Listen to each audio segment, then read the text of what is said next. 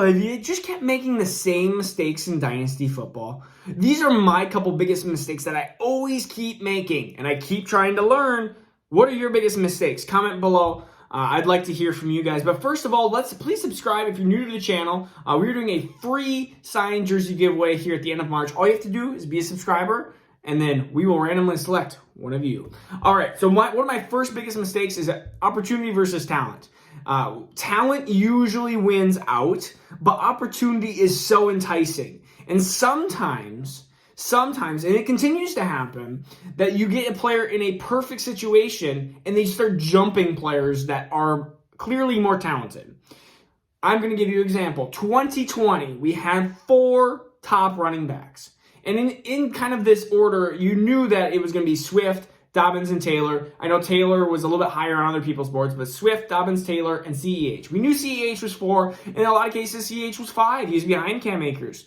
But with opportunity, all of a sudden, you get the Chiefs. The Chiefs are the best opportunity. DeAndre Swift with the Lions, a horrible opportunity with Matt Patricia at that time. And you're like, ugh.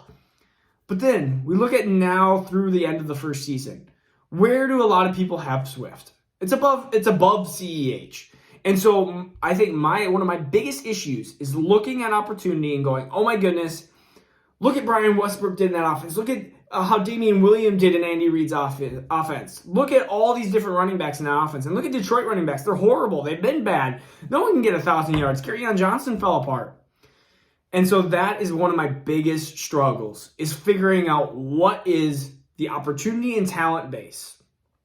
2019, we looked at Nikhil Harry. Now, I wasn't a Nikhil Harry fan, but I know a lot of people shot him up the boards.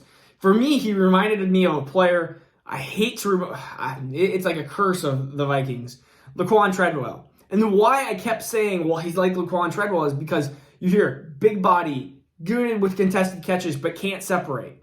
I hate those wide receivers. But a lot of people shot him up the boards because, oh, New England doesn't have a good wide receiver. Well, we ultimately see that his talent wasn't as good as A.J. Brown, DK Metcalf, and you missed out on those players. And then also, in that same draft, we saw Terry McLaurin, who we knew that we loved. A lot of us loved him. But then he went to Washington, and we went, like, we don't even know who the quarterback is in Washington. We hate that situation. And he just shot down the boards. Again, opportunity versus talent. And so a lot of times, the people that are listening to these, or watching these videos before the draft season comes out, if you start hearing people say, hey, Michael Carter, Jarrett Patterson, Trey Sermon, if you start hearing these names above Javonte Williams, above Travis Etienne or Najee Harris, just let them gloat and let them hit the roller coaster way up high. Because we need to make sure talent, when they're in a situation, they will figure it out. It doesn't matter what team, what situation, they will figure it out. And so talent versus opportunity. My next one is devaluing the vets too much. So my biggest problem is when I see a player that is starting to hit 28, 29, I usually sell too early versus too late. We see players like Robert Woods. He's a little bit younger, but Adam Thielen, Julio Jones, and we start pushing these guys off the cliff. Now, some of these players are on the way super down low. We're talking like AJ Green, which is now hitting 0. Todd Gurley, who's only 26, hitting 0. Sammy Watkins, pretty much going down on that cliff.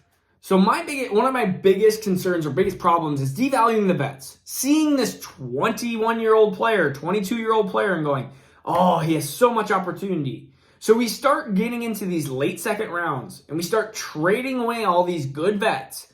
Julio Jones. We start trading away all these valuable assets. Robert Woods.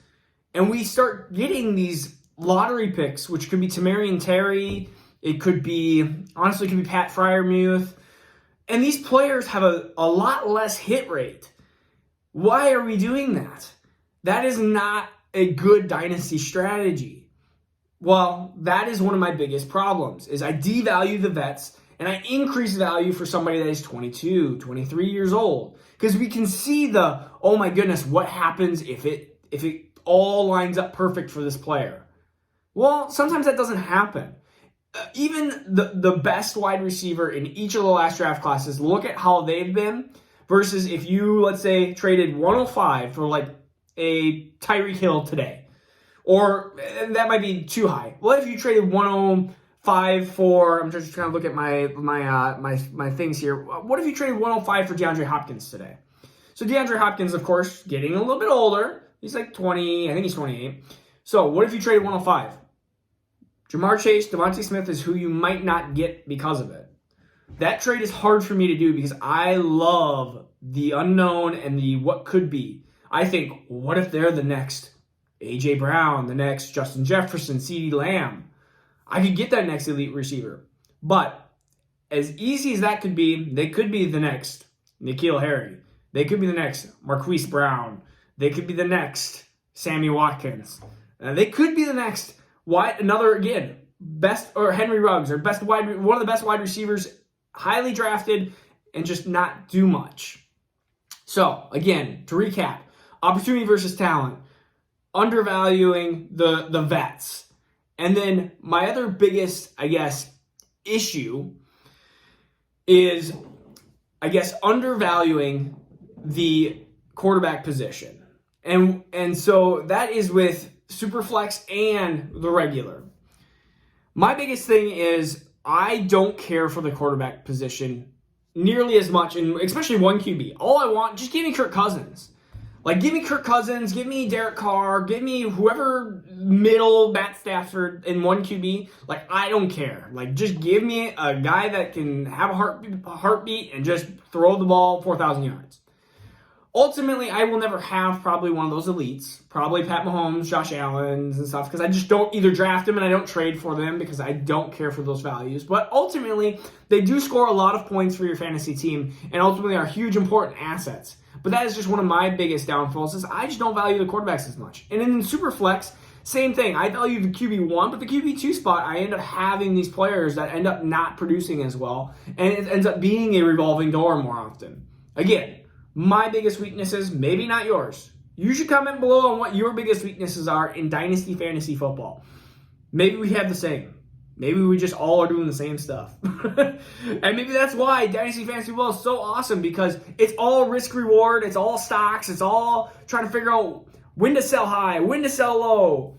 Maybe, did you buy in on, what is that? Not Amazon. When did you buy in on, what is that? GameStop. There we go. GameStop and AMC. Did you buy up on GameStop and AMC? And did you sell high? Because that thing went way down. Maybe it was just a one-hit wonder. You never know. All right. This is Marcus with Dynasty Football Dads. We review daily Dynasty videos. Please subscribe if you haven't for the free Jersey giveaway. All right. Take care. See you tomorrow.